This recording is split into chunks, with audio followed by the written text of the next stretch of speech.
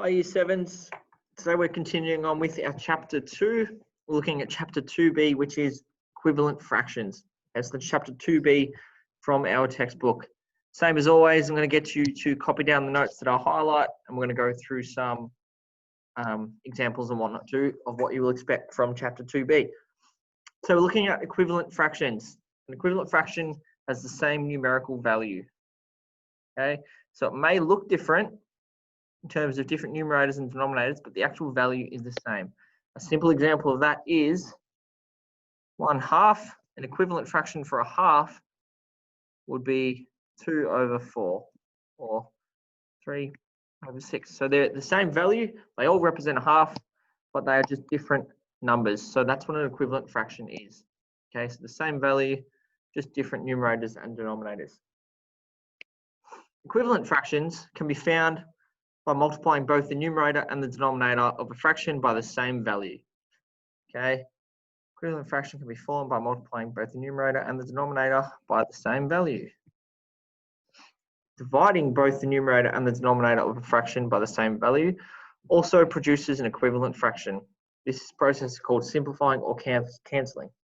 Okay, again, we're going to go into more detail further on in this video, but equivalent fractions have the same value. To work out an equivalent fraction, multiply the top and the bottom by the same thing. And then when simplifying, it's doing the same thing, dividing both the numerator and the denominator by the same.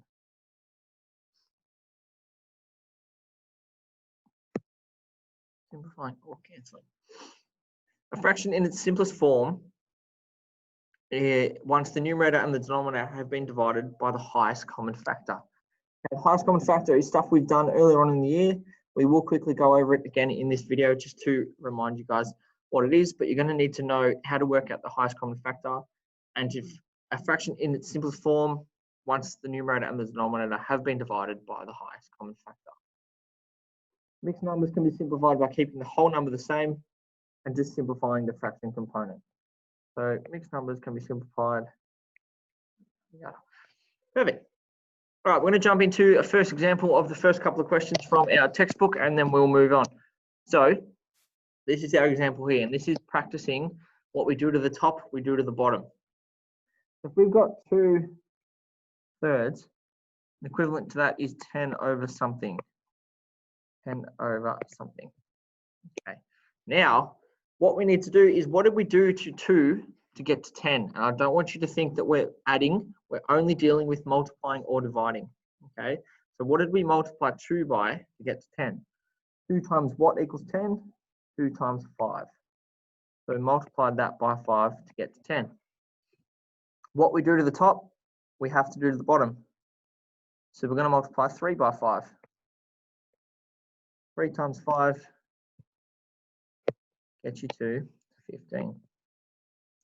They are equivalent fractions. 2/3 is the same as 10/15. They have the same value, but they're just different fractions. Another example, 4/9 equals 12 over something. What did I do to the 4 to get to the 12? I multiplied it by 3. Times 3. What am I going to do to the 9? If I've multiplied the 4 by 3, I need to multiply the 9 by 3. So 4/9 is equivalent to 12 over 9, 18, 27. They are equivalent fractions. Again, what you do to the top, you do to the bottom. Whether you're multiplying or dividing, we'll get to the dividing more when we're looking at simplifying equivalent fractions and getting it down to its most simple form. But whatever you do to the top, you do to the bottom. Okay, I said we would touch on the highest common factor, and we will quickly. Highest common factor. Okay, if we have, and I know we've done this before, but we're going to quickly go through it again. If we have the number 8 and 12, and we need to find the highest common factor. What we need to do is we need to work out the factors for those numbers. Factors being what numbers multiply together to get to 8 and 12. The numbers that multiply together to get to 8 are 1 times 8, 2 times 4. The numbers that multiply to get to 12, 1 times 12, 2 times 6, 3 times 4. So all those numbers are the factors. Which ones do we have in common?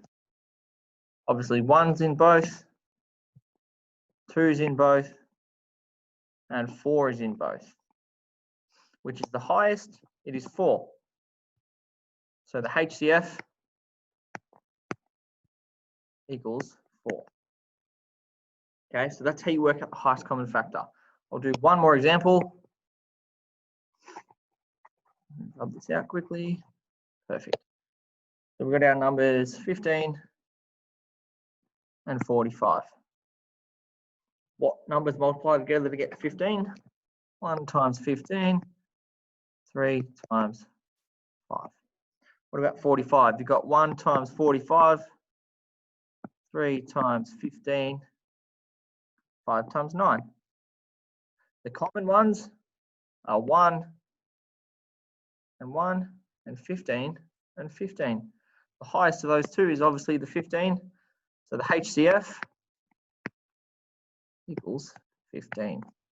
Now this is important that we understand how to do this, because when we are working out equivalent fractions, we use our highest common factor. And you'll see what I mean in the next slide. Okay, so we've got the question, write each fraction in its simplest form. Okay, so we've got 21 over 49. To get it to its most simplest form, we need to divide it by the highest common factor of 21 and 49. So to do that, we need to work out what the factors are first. So for 21, you've got 1 times 21 and 3 times 7. For 49, you've got 1 times 49 and 7 times 7. The highest common factor between those two numbers is 7. So to simplify this, to get it to its simplest form, we're going to divide our top and our bottom by 7. So 21 divided by 7 gets you to 3. 49 divided by 7 gets you to 7.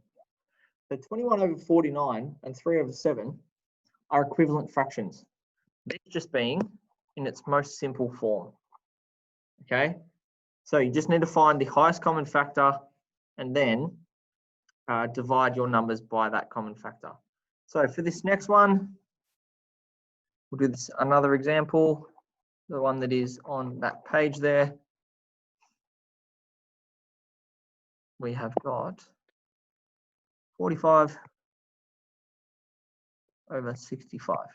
Okay, so we've got 2 and 45 over 65.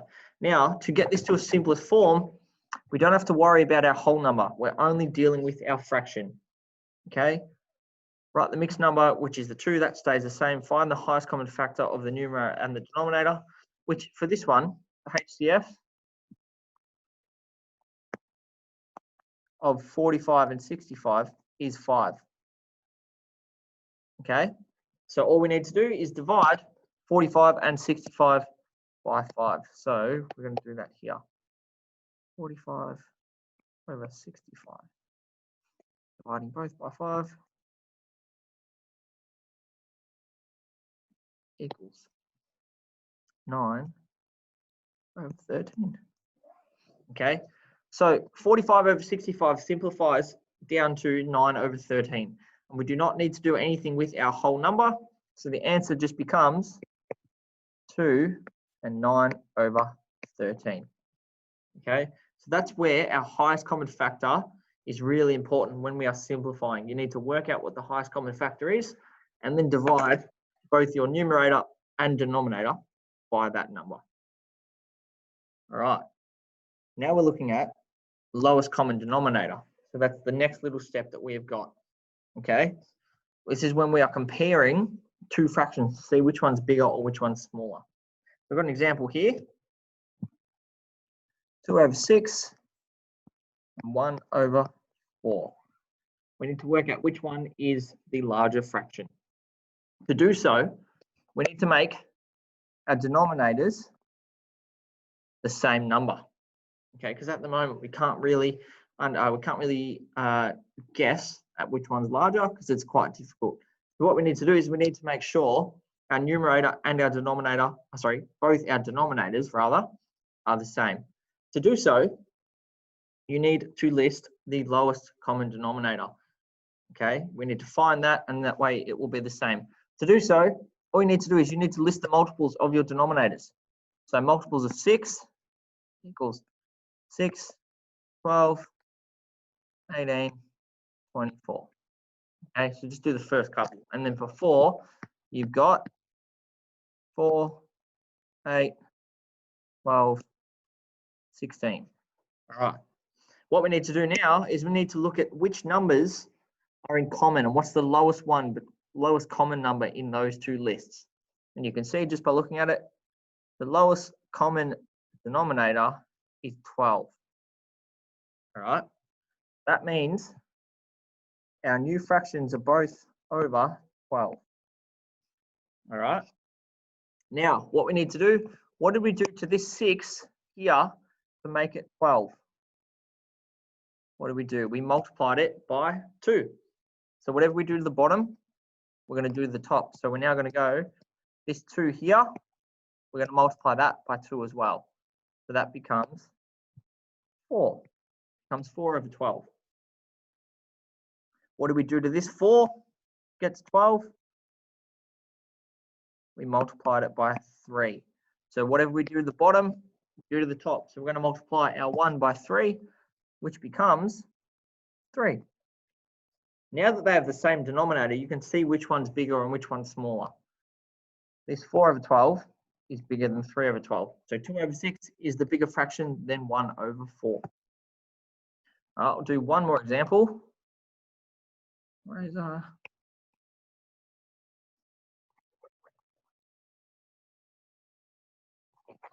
let's go